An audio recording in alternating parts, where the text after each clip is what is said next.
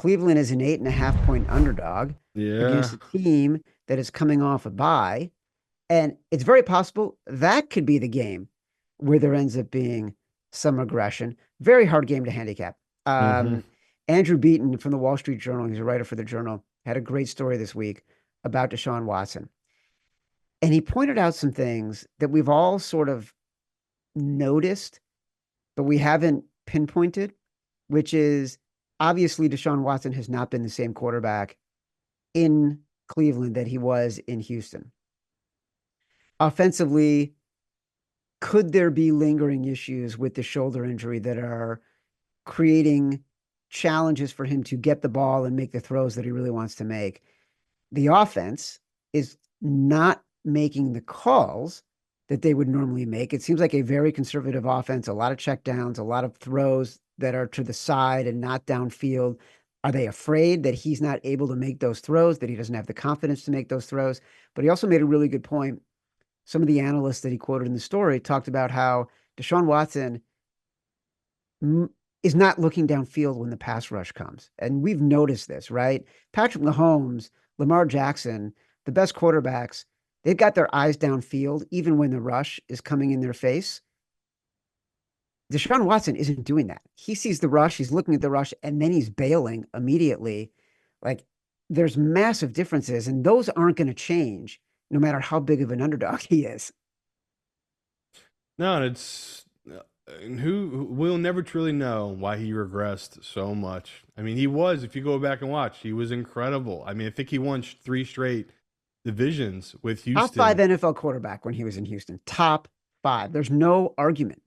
Yeah. And I remember they were one of those teams that you talk about the list of teams that were like whatever it is, 1-4 or 0-3 to start a season to make the playoffs. Houston was one of those teams with Watson. Like they, I remember that season, they won like 11 straight games before they were into the juggernaut that is the Kansas City Chiefs. But And they it's covered that game, by the way, in right. the playoffs. So it's bizarre. I feel so bad for Browns fans because I wouldn't even be able to watch. I don't think that team. Like I just have such disdain for this man. He's so terrible as a human being and equally on the football field. Like he quit on his team last week, and I don't care what he said to the media afterwards. Like everyone that watched that film, anyone that played sports, the disgust in Kevin Stefanski's face when he walked off the field on that fourth down. It made my blood boil. It's just he's just this asshole. I hate Deshaun Watson so much. So part of me is happy this is happening because it's just like this guy is a horrible person. But I just feel bad for the Browns fans. They're one of my favorite fan bases. No one's more tortured than them, the Bills in Detroit. Like they're just it's just brutal for Browns fans. Like they have the team, they just don't have the leader. Um, I want to take the Eagles here just because they're getting AJ back, they're getting Smith back, getting Lane Johnson back. It's after a bye week. Like they should be so much fresher at home. But as Chad just said, we're supposed to take the Browns here. This is a big number, and the Eagles haven't blown anyone out in like 3 years. So I don't think the Eagles deserve this much respect. I'll put all my hate aside. I'll take the plus number, but this is definitely not one I'll make one of my five. But I'll take the Browns. I I gotta tell you, I did not see you saying that. Everything you said about Deshaun Watson doesn't surprise me at all. The No. fact you say you are taking the Browns at plus 8.5, I am stone cold shocked.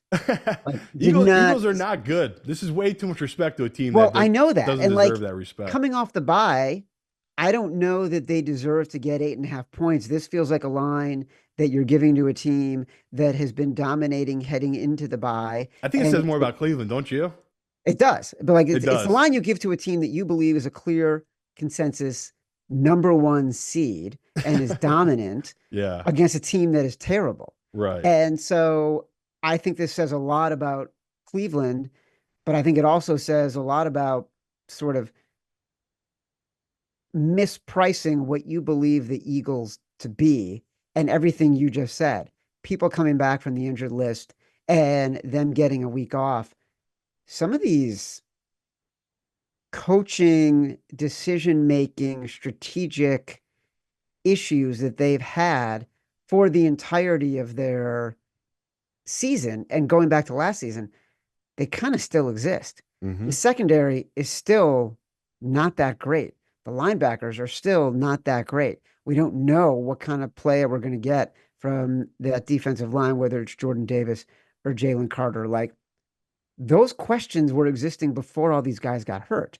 So it feels like a lot of points. I don't even want to talk about Cleveland Browns again in this context. There's no way we're putting this game in the contest. I agree. No way.